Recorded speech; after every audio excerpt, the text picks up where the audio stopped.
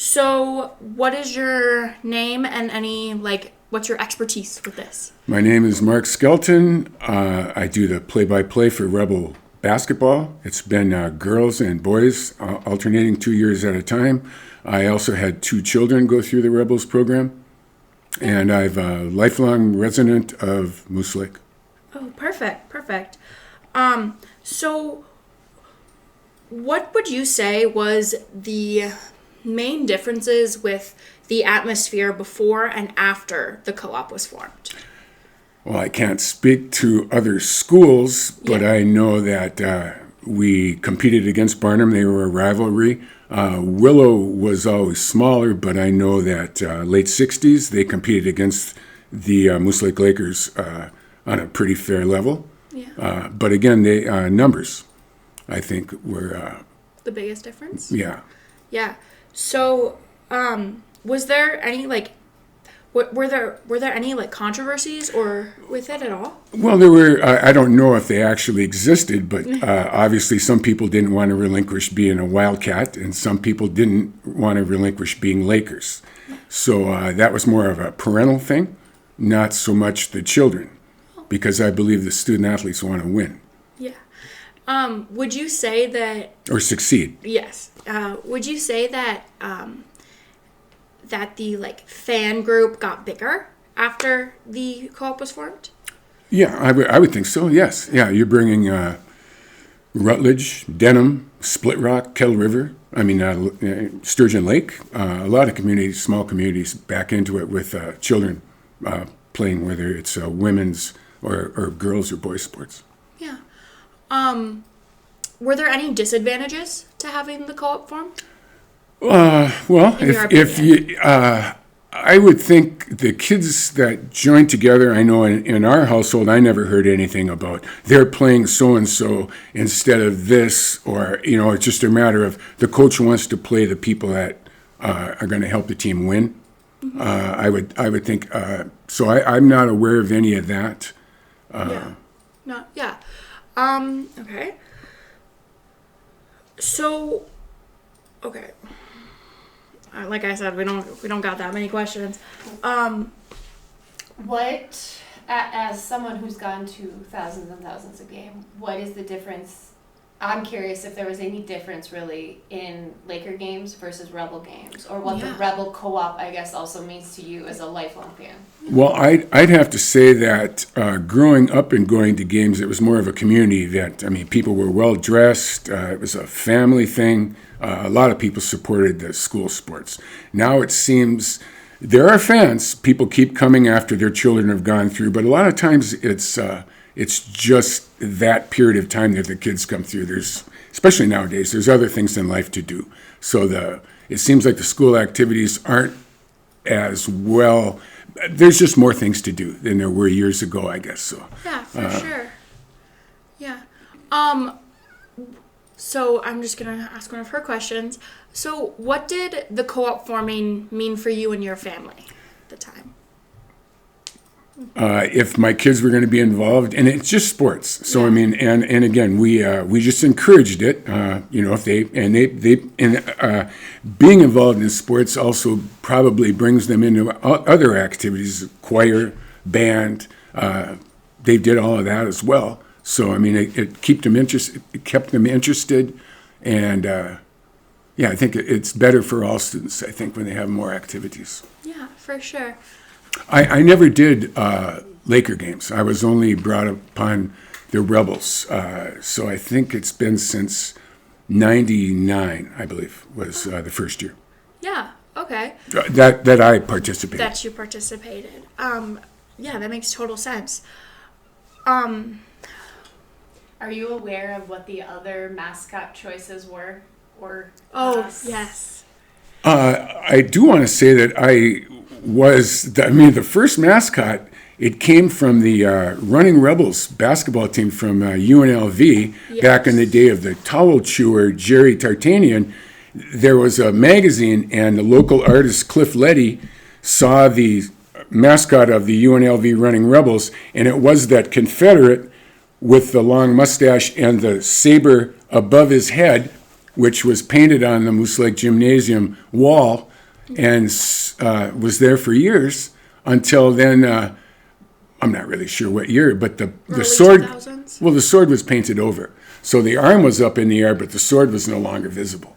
Yeah. So they took that part of it out. Yes. But again, that's where that came from a magazine. We just read in the paper that perfect timing, four choices were the Rebels, the Mustangs, the Warriors, or my personal favorite, the Muskies. The Muskies. We could have been the Muskies, which I think is a better choice. They personally. they were a first-year ABA basketball team in Minnesota, and then they went away, and then they came back the next year as the Minnesota Pipers, I believe, Yes. back in the day. But that's neither here nor there. Yeah. Do we have any? What do you hope for Rebel Sports, the sports cooperative, for the next 40 years? Celebrating 40 years this year. What do you hope for the next? Well, I don't know that there's the kids want to play, and I don't think a lot of kids just play to play. I think they want to play because they have a like or a love for the game. They want to succeed as a team, and I think the more, the better. And so when you bring, like I said, all those communities in and around Willow and in and around Moose Lake, I think there's been a lot of success because of the combination.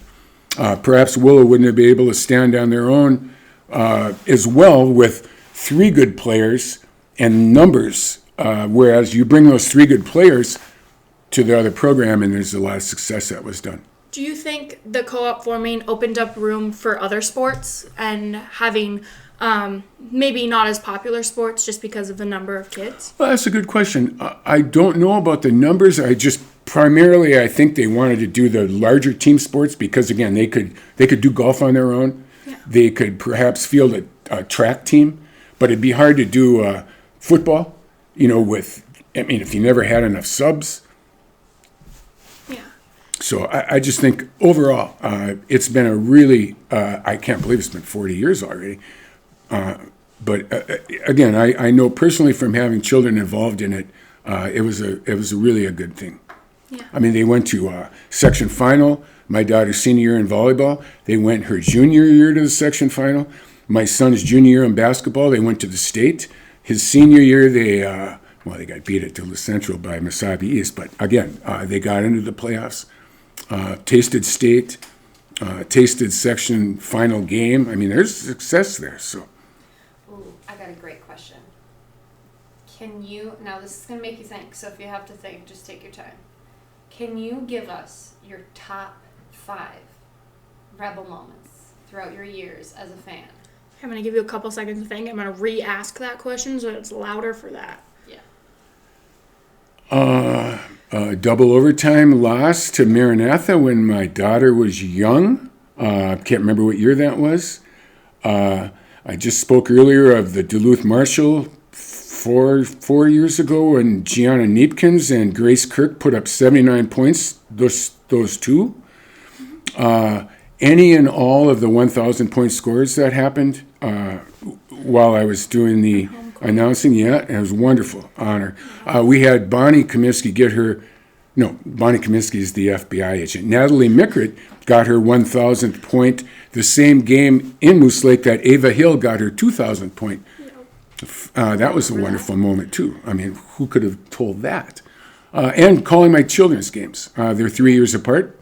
So, and yelling to the coach almost under my breath to get my son out of the game when on his 18th birthday, he had 3 fouls in about 90 seconds. So. That. Yep, that sounds about right. Yeah, rebel foul on number 41, Ethan Skelton. Yeah. Love that. Yeah. I think I would end on a question of are there any other memories through your time, Rebel fixture that you this is kind of serious, but I did the year that Esco boys won the championship. We're still in the old school. I had surgery for cancer, and I did the game the next night. And I had my son was home. So anyway, that was a special moment. We fared well against Esco, but we lost. But yeah, that was a good one. I know when Coach Hendricks once wrote down the parents' names, I think there were 17. I got 15, and then he omitted 2.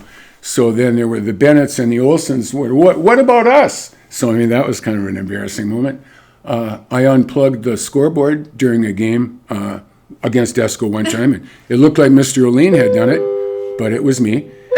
And I introduced the wrong player once. He was a sophomore for Barnum Bombers, and he came off the bench, I understand now. But I thought I knew everything, and he indeed was a starter. So I yelled his name, and the coach turned around and said, "He's not out there." So Love that. That's those are some very funny moments. I think I stopped now. Yeah, I wasn't sure what you might be interested in. I love that Oh, you have some things out. I love that. There were, before, you might have to edit this out. Oh, don't worry. Before the Rebels, the Willow River football team played with Ascove as the North Pine Pioneers. Oh, And then Ascove, then after the Rebels formed, then they went to Sandstone, and then that became East Central. And Finlayson, this is strange, Finlayson didn't join that. They jumped right over and went to Hinckley. So it's Hinckley Finlayson, and it's Ascove Sandstone, which became East Central. Back in the that's day, yeah. incredibly But the interesting. North Pine Pioneers. So some of those Willow boys in the 80s were playing with Ascove. And that, I wonder if that was maybe indeed the first sports cooperative, because it wasn't a school thing, just football. yeah. Because Willow, they were all Wildcats. Because I looked in my wife worked there for 22 years, and so I looked in her 1982 yearbook. It's called Wildcat, but the football is Pioneers. So. That is incredibly interesting. We were not aware of this. Yeah, that We're is. going to the museum. We're going to the Ascov Historical Society, so we'll definitely look into that because that will definitely. Yeah, maybe they have some pioneer thing, and then you'd be able to understand. I don't know what years they were, but I just think it's some of them. Yeah, I'm sure there's some of those former pioneers still around the area. Probably. Love it. Okay. Do you have any last comments about the co-op that you would want to? No, again, I've just got nothing but good feelings about it. Okay. Yeah, and I speak from somebody that had experience with having children gone through it. So, Absolutely. Yeah. And then observing what I see, and I think the success of the program speaks for itself. Yeah.